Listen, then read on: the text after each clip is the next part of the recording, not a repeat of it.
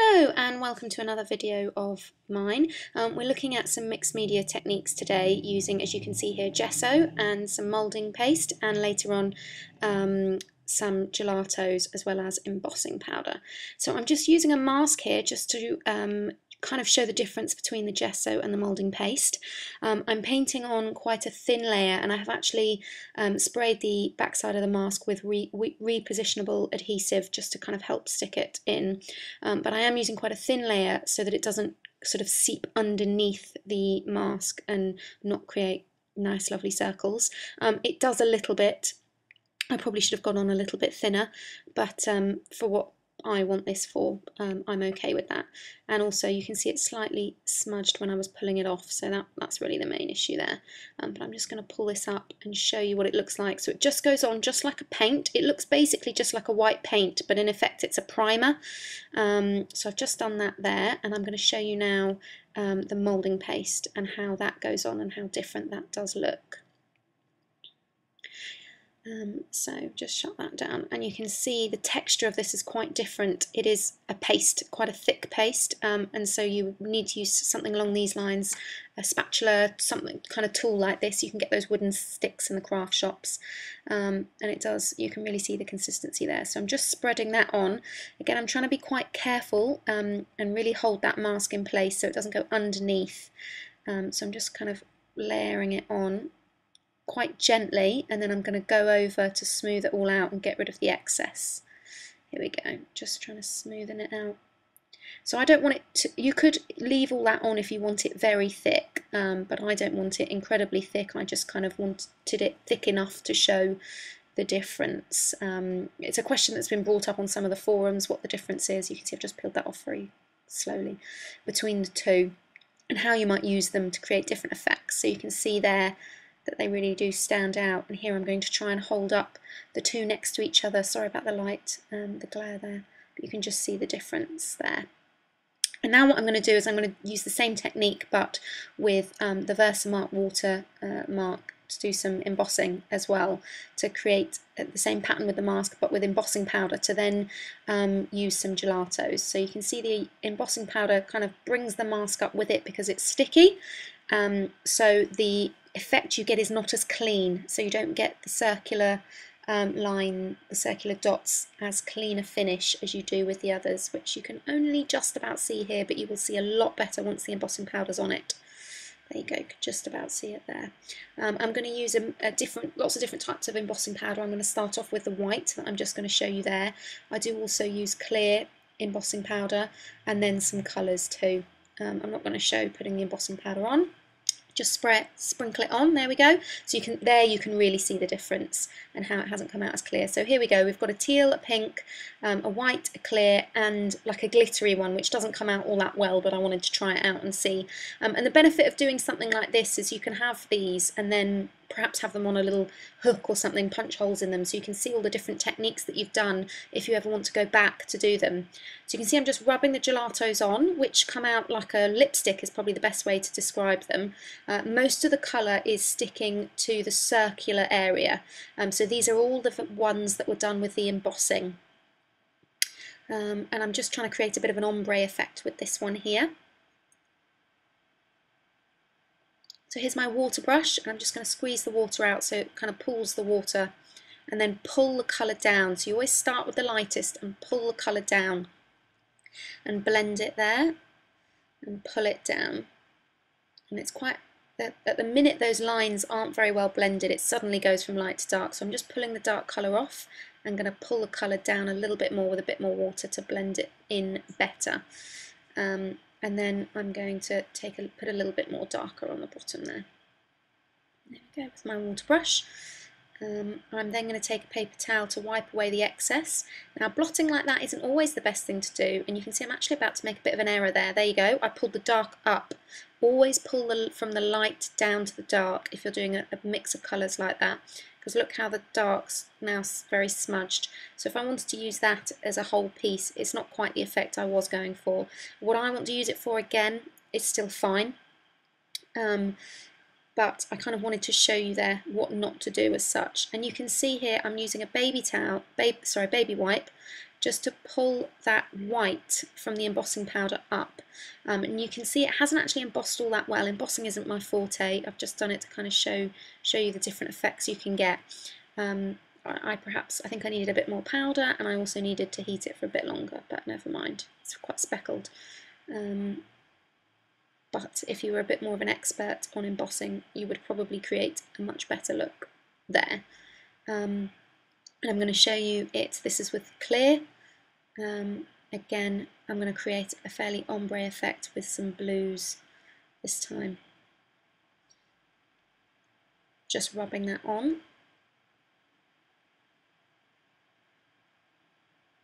Down, there we go. Again, you can see it's clinging more to the actual dots rather than the paper. Now I would say here the paper does get quite wet and it does buckle. I've just used kind of standard plain white cardstock, and I really would recommend watercolour paper to get a slightly better effect. Again, for what I'm using it for, it's not a big deal, but because it does get quite wet, to really blend it, as you can see here, I've got it very wet at the bottom to get it better blended, or to get it to blend better. That would be the better way to do it. So here I'm just going to blot it again, and then I'm going to get my, I'm actually going to pull the colour down again that's with a paper towel, and then I'm going to get the baby wipes and do the same thing. And the baby wipes, because they're wet, they're so wet, that's where you can really feel the paper ever so slightly starting to pull away. So just to be careful there. But you can see that shows it a little bit better there. Here we go. It's a bit of an error there in the middle. But as you can see, you'll see in a second, for what I want to create with, I've got no problem with that. So here I did exactly the same, but this is with the teal, so it's kind of a tone on tone. And I'm going to show you now a slightly different way of doing it with the pink here. So I'm going to do very similar again, all the colours down, but I'm not going to use my brush. I am going to just use a baby wipe to blend those colours. And again, as I just said, because the baby wipes are so wet, you really do get, it does kind of pull away at the paper a little bit more. So I'm going to go straight on with a baby wipe here and just blend that colour and pull it down. But because I'm rubbing and pushing down on the paper with something wet, that's what pulls the fibres of the paper. So although it does create a really nice effect, I think I probably prefer using the brush. That is what I would normally go for. You can see it hasn't quite blended effectively in the middle, so I'm just going to go back in a second and do that. But you could just about see there that some of those fibres had come away. There we go, that's a little bit better. You can see on the left there. So that's the difference there, and here they all are in line. So now I'm going to show you the same technique but with gesso. So these both have gesso on them using that mask. I kind of want to show you the difference that you can create doing exactly the same thing but with different materials basically. So again, using an ombre effect on here just to get a nice balance of colour. And I'm going to use the brush to pull the water down. Here we go. Pull the colour down, sorry.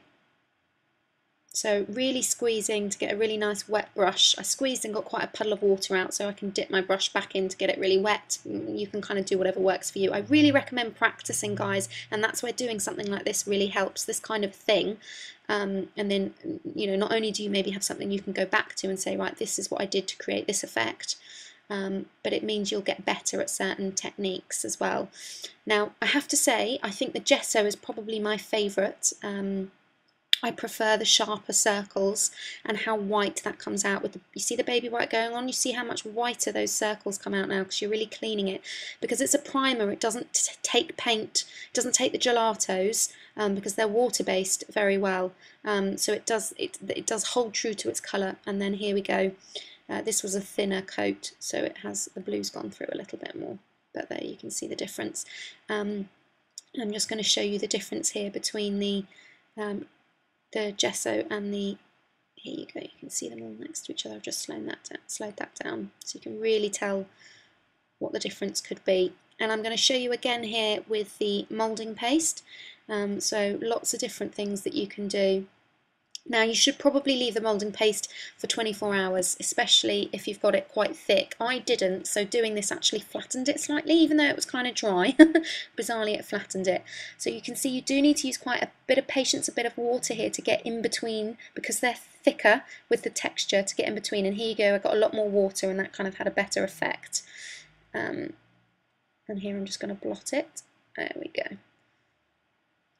And pull down again. So I'm pulling down here first with a paper towel just to dry it off a little bit better, and then again I'm going to do exactly the same thing with my paper towel. Sorry, baby wipe. You can see here just pulling it down again with the baby wipe. Now the moulding paste does absorb some of the colour. You can see I'm trying to go back just to clean it off a little bit, but it does absorb more of the colour than gesso does.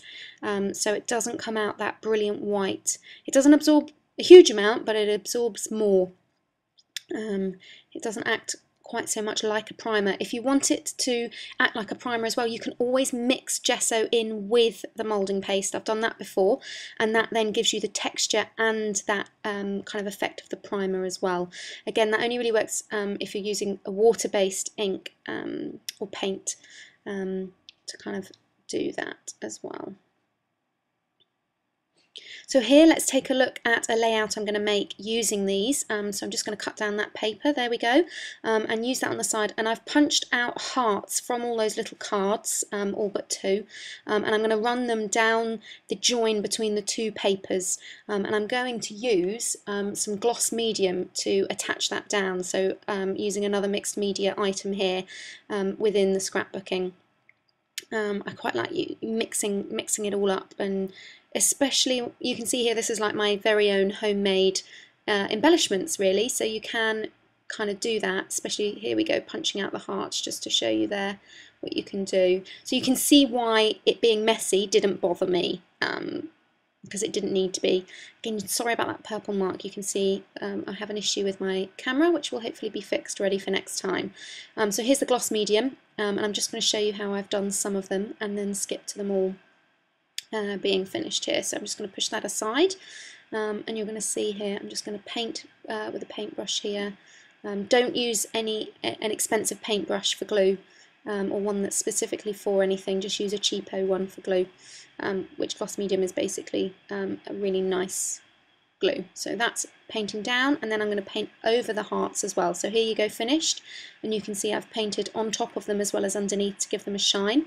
I'm then going to take those, put that aside to dry, and take two here, the two bits that I had left. One is a gesso version and one is the moulding paste, and I'm going to paint over them with the varnish as well, the gloss medium, sorry, to give them a really nice shine so that they match those hearts. You can see a bit of the paints come off from the gelato, so I've just wiped my brush so I don't put blue on the pink one there. So do be careful about those kind of things if it's not 100% dry, which obviously it wasn't. You're always better off leaving it overnight just to be sure.